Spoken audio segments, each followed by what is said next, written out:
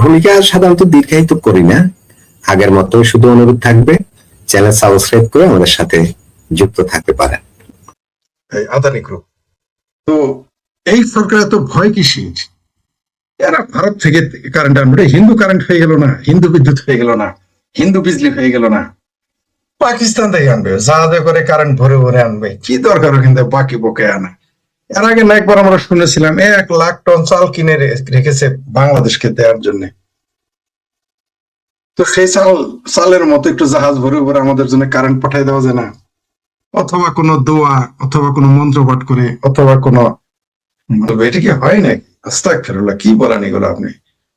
কাফেরদের দেশের সাথে বন্ধুত্ব রাখা যাবে না, যারা কাফের তাদের সাথে বন্ধুত্ব রাখা যাবে না, তাদের সাথে কোন রকম বন্ধুত্ব চলবে না, খেলাধুলা, ব্যবসা বাণিজ্য কোনো কিছুই চলবে না। হঠাৎ করে আদানির গ্রুপের বিদ্যুৎ ছাড়া চলবে না, না নিলেই তো হয়, সবচেয়ে ভালো হয় আদানি গ্রুপের না নিলেই হয়। Bharat boycott, Bharat boycott, Bharat boycott India যারা স্লোগান দেয় এখন তারা কোথায়? তারা তো একটু বয়কট করে না যে কারেন্ট, ভারতের বিদ্যুৎ নেব না, ভারতের বিজলি নেই লেঙ্গে লড়কে লেঙ্গে পাকিস্তান, এগুলো স্লোগান দিবে। তা না রেখে কেন এই কারেন্ট আদানি, তাও আবার আদানি গ্রুপ, যে কিনা নাকি তাদের ভাষায়, বাংলাদেশের বাঙ্গুর ভাষায়, বাংলাদেশের বাঙ্গুদের ভাষায় উনি নাকি বিজেপির সরকারের দালাল। তার উপর এবার একদিকে ভারত, তার উপর বিজেপির দালাল ব্যবসায়ী, তার কাছ থেকে বিদ্যুৎ নেওয়া কি ঠিক হবে? বারবার যে আমি একটা কথা আপনাদের বলি, আপনার চ্যানেলের মাধ্যমে অনেকবার বলেছি, তা হচ্ছে যে ভারত ছাড়া এই বাংলাদেশ এক কদম চলতে পারবে না। যতই সুদূর বুদূর করুক, যতই মুসরামুসরি করুক।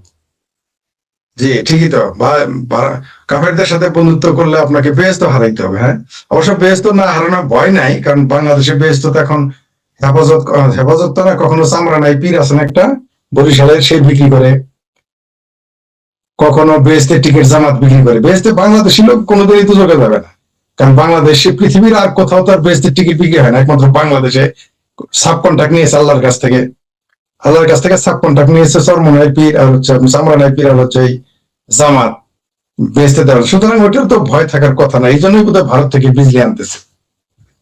আমাদের দেশের মানুষজন শতকরা 80 জন ভারত বিরোধী, আবার ভারত ছাড়া তারা 100 ভাগ নড়াচড়া করতে পারে না। কালকে যদি ধরেন এই জায়গায় ভারতের জায়গায় বাংলাদেশ আর বাংলাদেশের জায়গায় ভারত, একটু কল্পনা করেন, এমনকি ভারত হিন্দু রাষ্ট্র এবং তাদের ভাষায় হিন্দু রাষ্ট্র, যদি হিন্দু রাষ্ট্র নয় মুসলমান দেশ হইতো, ধরেন আফগানিস্তান, পাকিস্তান, কি উপায়টা হইতো? বাংলাদেশের কপালে কি শনি রাখতো?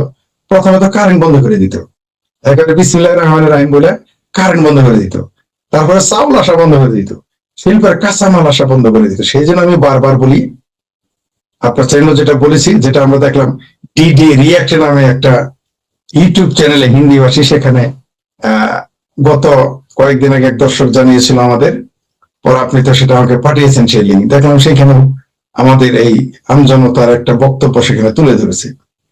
শুনেন, ভারত ছাড়া আমরা এক কদম উঠতে পারবো না, এটা আমি বারবার বলেছি। সেটা বিদ্যুৎই হোক আর ব্যবসা বাণিজ্য হোক, হাত কাপড়ের প্রশ্ন আসুক, বাংলাদেশের 1 কোটি মানুষ সীমান্তে চোরা কারবারির উপরে চলে। বাংলাদেশের মিনিমাম 50 লক্ষ লোক ভারতের ভিতরে গিয়ে অবৈধভাবে থেকে চাকরি করে, কমপক্ষে, মানে সর্বনিম্ন বললাম এটা আপনাকে, সর্বনিম্ন চাকরি করে। তাহলে এই ভারত ছাড়া আপনি 1.5 কোটি মানুষ তো বাংলাদেশের সরকারের সাথে এদের কোনো সম্পর্কই নেই। এই 1.5 কোটি মানুষ চলে টোটালি ভারতের উপরে। বাংলাদেশে ভারতের ডিজেল, ভারতের বিদ্যুৎ, ভারতের চাল, আরে ভাই ভারতের কচুর মুখী লতা পেঁয়াজ ছাড়া আমরা চলতে পারি না। আর গরু চুরি করে খাওয়ার কথা তো বাদই দিলাম। যদি গরু চুরি চোরা কারবারি না হয় বাংলাদেশে, প্রতি শুক্রবার দোয়া করতে হবে, নতুন দোয়া সংযুক্ত হবে যে আল্লাহ খালেদ বা আল্লাহ আমাদের তুমি গরুর মাংস খাওয়ার তৌফিক দান করে, নতুন দোয়া যুক্ত হবে আল্লাহ গো মাসে। কারণ এটা এখন 1800 থেকে 1000 আছে, পরে এটা 5000 টাকা কেজি হবে যদি কোনো কারণে ভারত থেকে গরু চুরি কারবারি বন্ধ হয়ে যায়। আর যদি এত করে গরুর মাংস, চাউলটা দেওয়া যদি বন্ধ করে, তাহলে তো বাংলাদেশে ভাত খাওয়া বন্ধ হয়ে যাবে।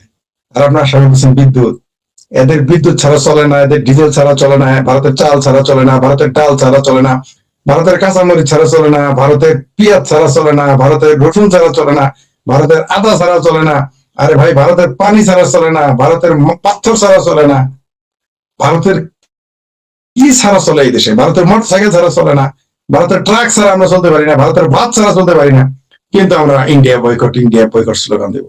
ওই যে সেই পুরোনো কথাটাই, যে ভারতেরও দুর্ভাগ্য যে এরকম কিছু অকৃতজ্ঞ দেশ ও জাতি পেয়েছে, যারা তার প্রতিবেশী, যারা সবাই তার ভারতের উপরেই চলে, কিন্তু আবার ভারতের সারাদিন গালি দিবে।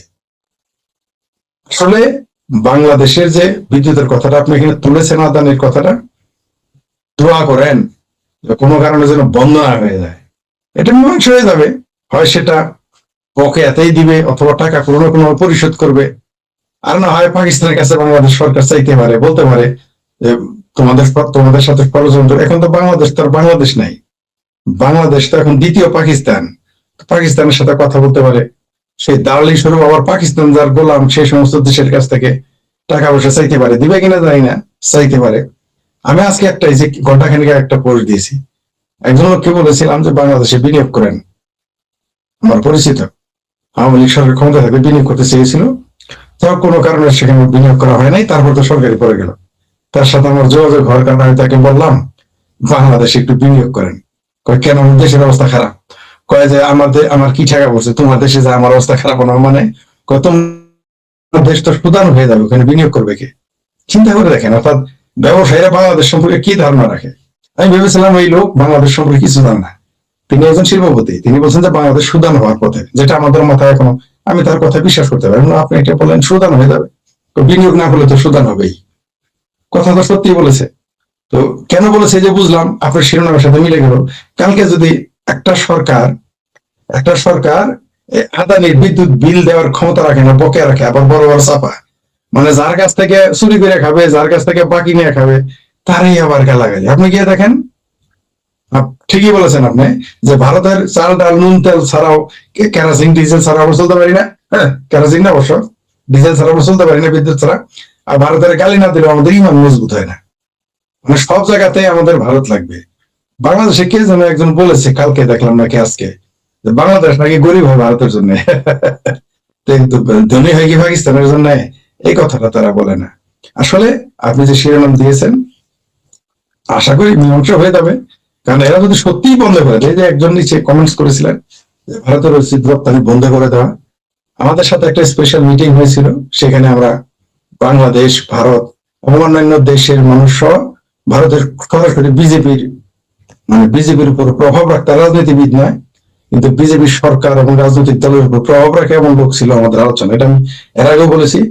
তাকে একজন বলেছিলেন আমাদের আলোচনায় যে ভারত যেন বাংলাদেশকে রপ্তানি বন্ধ করে দেয়। আমাদের মানুষ মধ্যে প্রাথমিক দিকে ছিল, আমরা কিছু বলি নাই, কিন্তু আমাকে অবাক করে দিয়ে তিনি বললেন যে আমাদের দর্শন, মানে তিনি বলতে চাচ্ছেন বৈদিক দর্শন বা হিন্দু দর্শন, আমাদের দর্শন এটা সমর্থন করে না শত্রুকে না খেলিয়ে মারো। এই কথা শোনার কারণে কিন্তু আমার শ্রদ্ধাবোধ বেড়ে গেছে। আমরা কিন্তু অনেক মুসলমান রাষ্ট্র চিনি যারা দুর্ভিক্ষ কৃত্রিম তৈরি করে তার প্রতিদ্বন্দ্বীকে মেরে ফেলেছে, যেমন সৌদি আরব মেরে ফেলেছে ইয়েমেনে 5 লাখ, দুবাইও মেরে ফেলেছে, সুদানেও মেরেছে, তারপর ইয়েমেনও মেরেছে। কিন্তু ভারতের যারা দেখেন বিজেপি, যাদেরকে এই দেশের মানুষ পুরোটাই নেতিবাচক চোখে দেখে, তারা কি বললো, আমি অবাক হয়ে গেলাম। তিনি বললেন না, এটা সম্ভব না, শত্রুকে আমরা না খেলে মারবো না। এই প্রতিবেশী, এই জন্য বারবার বলি যে বাংলাদেশের কপাল ভালো যে ভারতের মতো বৈদিক দর্শন যারা চর্চা করে তাদের মতো একটি দেশ পেয়েছে, নইলে না খেলে মেরে এই দেশে যে না খায় মানুষ মারা যেত, কেউ বেঁচে থাকতো না, কিন্তু কোটি কোটি লোক মারা যেত। এদের কপাল অনেক ভালো। তো বিদ্যুতের সমস্যাও সমাধান হবে, সে হয়তো কোনো শর্ত থাকতে পারে, নাও থাকতে পারে। হ্যাঁ, ঠিকই বলেছেন, রাস্তা রাস্তায় ভারত বয়কট, কিন্তু ভারত ছাড়া আবার বিয়ের সাথে হাঙ্গা পর্যন্ত হয় না। ভারতের ডিজেলে, ভারতের মোটর সাইকেলে চড়ে, ভারতের ফেন্সিডিল খেয়ে ভারতকে গালি দেওয়ার লোক আমি চিনি। আমি এরকম বেশ কয়েকজনকে চিনি, আমাদের জামালপুরে কয়েকজনকে চিনি যাদের ভারতের ফেন্সিডিল না হলে চলে না। তারা ভারতের ফেন্সিডিল খেতে কখনো কখনো সীমান্তে চলে যান, খাঁটি পিওর ফেন্সিডিল খাওয়ার জন্য। ভারতীয় মোটর সাইকেলে চড়েন, তাদের ভারতীয় ট্রাক আছে, বাস আছে, কারো কারো, কিন্তু সারাদিন ভারতের গালি দিবে, ভারতের গালি না দিলে তাদের ইমান পাকাপোক্ত হয় না। তো দেখা যাক কি হয়। আমাদের সরকার, এই মুসলেকা সরকার কি করে। মুসলেকা সরকার তো বলে তার কাছে প্রচুর জ্বালানি মজুদ আছে, তেল মজুদ আছে, ভয় কিসের, ওগুলো খরচ করে করে বানাক। আবার বলে যে মাটির নিচে প্রচুর গ্যাস আছে, সেগুলো খরচ করে কারেন্ট বানাক। আদানির কাছ থেকে কেন নিতে হবে? এই দেশের মানুষের ন্যূনতম হায়া নাই, হায়া মানে ন্যূনতম লজ্জা নাই। যদি থাকতো সারাদিন ভারত বিরোধিতা করে, আবার ভারত থেকে তেলের বিরুদ্ধে আমার ভাবির পোলা বিরোধিতা করে না। আমার ভাবির পোলারা এখন মাঠে নামে কেন যে ভারতের ডিজেল নেবো না, ভারতের চাল নিব না, নুন নিব না, তেল নিব না, ডাল নিব না, হিন্দি গান নিব না, কারেন্টও নিব না, এটা বললেই তো হয়ে যায়। কিন্তু আমি জানি তা তারা করতে পারবে না। ওই যে আমি বলেছি, আপনার চ্যানেল কয়েকবার বলেছি, অন্যান্য জায়গায় বলেছি যে আমেরিকার সাথেও পাঙ্গা নিয়ে আমরা টিকতে পারবো, সৌদি আরবের সাথেও পাঙ্গা নিয়ে টিকতে পারবো, এক বেলা দুই বেলা খায় হইলো। কিন্তু ভারতের সাথে পাঙ্গা নিলে কিন্তু আমাদের না খেয়ে মরতে হবে। আমাদের ভাগ্য ভালো যে আমরা ভারতের মতো প্রতিবেশী পেয়েছি, আর ভারতের দুর্ভাগ্য আমাদের মতো প্রতিবেশী পেয়েছে যারা ভারতেরটা খেয়ে, ভারতেরটা পরে, ভারতের চিকিৎসা নিয়ে, ভারতে গিয়ে বাচ্চা পয়দা করে, সেই বাচ্চারা বড় হয়ে ভারত বিরোধিতা করে। এটা ভারতের জন্য দুর্ভাগ্য।